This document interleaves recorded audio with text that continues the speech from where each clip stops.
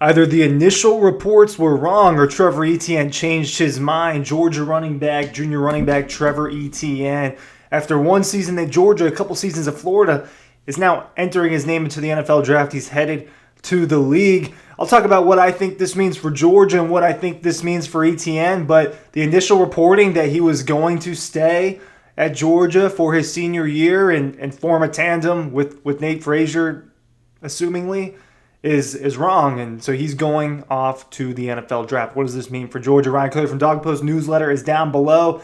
I don't think it's good for Georgia. I think that you can come at this with an angle that it's not the worst thing in the world for Georgia, and I'll tease both sides of that. But at the my knee-jerk reaction to ETN heading to the draft is that's a tough loss for Georgia. That was my knee-jerk reaction. That's what I said in the group chat, the Dawg Post group chat. When the news came out and we're trying to get a little bit of content out there, I said, I don't think it's good for Georgia. And I actually, I'm wrong. He's the one that's entering the draft, and so I'm probably the one here that's wrong. But I don't know that it was the best decision for ETN. He's got to make those choices on his own, him, his agent, his family, and all that, and the choice is the NFL. But just my outside looking in, and I'm somewhat on the inside looking in, I think that this running back draft has a lot of guys, and he's not necessarily one of those top ones. So I think there was money to be made for him by returning to Georgia. Those are my initial thoughts. That's kind of those are the first things that came to mind when I was like, wow, okay, he's entering the draft. So now for Georgia, it's looking like the Nate Frazier show. It's looking like the Cash Jones show. I don't know what the deal is with Branson or Roderick Robinson, right? And those are a couple guys that have now been around for a couple years, and they've just been dealing with injuries. Roderick Robinson missed essentially the whole season due to an injury. Right? He gets 4 carries, and his limited action and return ends up getting hurt again. Branson Robinson, similar situation. He comes back from a rough injury where he ruptured his patellar tendon ahead of the 2023 season, misses that year. Is he going to play in 24? What capacity is going to play? Well, he gets out there immediately. It doesn't look great. He looks a little bit timid. It turns out Georgia's run game in general just wasn't as good as you thought it was going to be. It wasn't what you expect at the University of Georgia. And Branson struggles, and he's dealing with coming back from a major injury. And then he gets dinged up again, so he misses most of the season himself. Nate Frazier ends up being Georgia's leading rusher. He's a true freshman. You can tell he's a little bit raw. People think he has a fumbling issue. I think I debunked that a little bit, and I'll talk about that a little bit more. And you got Cash Jones. You got Chauncey Bowens, a true freshman. You got Dwight Phillips, a true freshman. Dylan Bell gets carries here and there. Georgia's running back situation was not ideal a year ago. And I say a year ago. It wasn't ideal during the 2024 season. Copy and paste. Copy and paste. That, to me, is what you get. You had ETM for about half the season in 2024. Gets to Georgia. The expectation is that he's going to be the guy, and he ends up missing time due to the rib injury, right? That knocks him out for a few games, and then the other part of it is he misses that first game against Clemson. So you already got a limited version of Trevor Etienne, and now he decides to go to the draft. Georgia's running back room at the moment is Nate Frazier, Cash Jones, Roderick Robinson, Branson Robinson, Chauncey Bowens, Dwight Phillips Jr. There is a true freshman that will be coming in. He is a 3-star. Georgia missed out on high 4-star Usmani Kroma from Leesburg, from Lee County. He ended up going to Florida State. He was he was a consensus top 5 running back in this class. Georgia gets a 3-star. I want to get his name properly. Bo Walker from the Rabun Gap Nakuchi School, actually, up there. I've never completely understood what goes on at that school. I'm just going to throw that out there. But that's where Bo Walker played for at least last year. That's Georgia's running back room in 2025. And to me, there's no improvement being made, which is why you sit here and it's a little bit alarming for Georgia's sake. Now, maybe there's someone out there that they can go grab. Maybe it's a guy that I'm not aware about. Maybe someone enters the transfer portal because of this, and they say, oh, I want to go to Georgia. There's still things that can happen. There can still be flips made. But it is a little bit of a copy and paste without ETN, who you only got for about half the time anyway. And that's the angle where you're not as worried about it. The angle where you're not as worried about it if you're Georgia with ETN is, okay, well, he wasn't the extremely explosive back that he was brought in to be.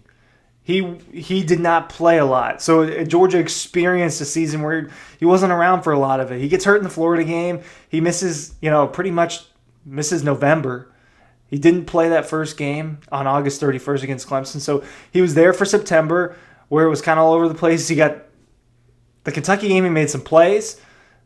They played Tennessee Tech, he made a nice play. Alabama couldn't really get much going, right? That was a tough game against Alabama. They didn't run the ball well. They had to pass the entire second half. So you really just saw him in limited time during the stretch of the season that, for the most part, people are going to forget. People will not forget what he did out in Austin, where he had 3 touchdown runs. People will not forget what he did to Texas in the SEC Championship game by having that huge run on the first drive. Oh, was that on the first drive? He had a huge run in the third quarter that set them up. He had a touchdown run in the third quarter, and then he had the game-winning touchdown against Texas in overtime in the SEC Championship. People will not forget those moments. The rest of it is largely forgettable, and that's just the truth. That's not being harsh. That was the Trevor Etienne experience at Georgia. It lasted a year. It really lasted about 7-8 games, and that's what you got out of him. He helped you win a trophy, and to me that matters. So that is kind of the angle, whereas, okay, well, he wasn't around too much, so Georgia's not losing too much. I think you lose the idea the most that it's going to be this improved tandem that even I talked to y'all about. I think you miss out on the idea of, okay, Etienne and Frazier are going to run it back here as a duo. You're going to have Cash Jones involved, the other depth involved, but it's probably going to be largely those two guys. They can get healthy. They are, would be in year 2, each of them in the system at Georgia, but that's just not going to exist now. Dave Frazier's probably the lead back. I think that for my jury, my personal jury, it's still out on whether or not he's going to be an upper tier Georgia running back. Is he going to be a talent like DeAndre Swift? Is he going to be as impactful as Kenny McIntosh was? I think one of the most underrated running backs in Georgia's history recently. Can it be as impactful as the guys that are playing in the league and are even third stringers in the league? That's my question for Nate Frazier.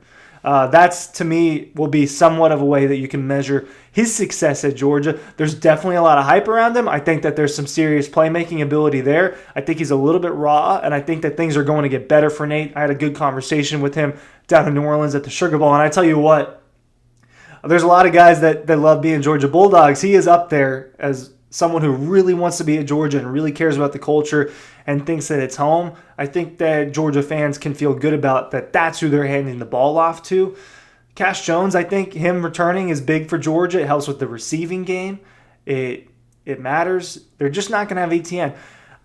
It feels like they need to get somebody else because what they've had has been injury-prone and somewhat unreliable and a little bit raw when you think about Nate Frazier. Will Chauncey Bowens and Dwight Phillips Jr. step up? You're going to kind of have to. Because if something happens and Frazier gets hurt or Cash Jones gets hurt and you're relying on Roderick and Branson Robinson, who are very injury-prone, things can get messy. And that's the downside of this. Things can get messy because of the depth. And I think that we've seen that depth really matters at the running back position. So that is my take on it in terms of Georgia. So in terms of Etienne, I want to talk about it a little bit too. Why my knee-jerk reaction was, I don't know if this is the best choice. List of running backs in this draft, and list of running backs that right now are held in higher regard than Etienne in terms of this draft. Ashton Jeanty, the Heisman runner-up for Boise State, has a real opportunity to be a first-round pick. If there's anyone that's going to be a first-round pick, it's going to be him. Cam Skattebo from Arizona State, I think made himself a lot of money over the last couple of months, really made a name for himself. Quinshon Judkins and Travion Henderson, that's 4 guys. There's a couple of guys from Ohio State that those are huge. Penn State's got a couple backs. I'm not 100% sure on if they were declared or not. You got Ollie Gordon from Oklahoma State, who is going to be a prospect. You've got Omarion Hampton from North Carolina, who's regarded as a pretty high prospect and a probable second-round pick. Caleb Johnson from Iowa in a similar light as Omarion Hampton. There's Dylan Sampson, the leading rusher in the SEC this past year with 20-plus touchdowns. And there's, Baishal Tutin is on this list. If you don't know about Baishal Tutin, I don't know if I'm saying his right. Baishal, Virginia Tech's running back. I think he's a dog. He's on this list. Rocket Sanders from South Carolina. Jordan James from Oregon. Damian Martinez. from Miami, Khalil Mullings from Michigan, Brashard Smith from SMU, Jarquez Hunter from Auburn. All of these guys could legitimately get drafted ahead of Trevor Etienne. Now, I don't know the way it's going to shake out. I don't know if a team's going to fall in love with Etienne, but there are some other guys on this list that are good running backs too. And Etienne was not necessarily more impactful than some of these guys. So that's my question: is what are the agents telling him? What are the scouts telling him? What is the grade that Etienne's getting? Are more running backs just going to be drafted this season, right? But when I look at this, I think, well, man, if Etienne would have returned, stayed healthy, put together a big year, helped Georgia, try to make another run, could he have been like a second-round pick next season? Because I don't foresee that. I don't foresee him being a second-round pick based off what I know on the draft and based off of what I've watched in college football this past season. The truth of the matter is there are just better running backs than him in this draft class, and I don't see him being drafted in the top 3 rounds. If I had to make that decision today, I don't think he's going to be drafted in the top 3 rounds. To me, that's something that definitely could have happened if he was in the 2026 draft, where there isn't just all of these running backs and all of these star running backs that teams are going to want to add. He is, to me, a little bit of a mystery in this draft and hasn't played as much as some of the other running backs.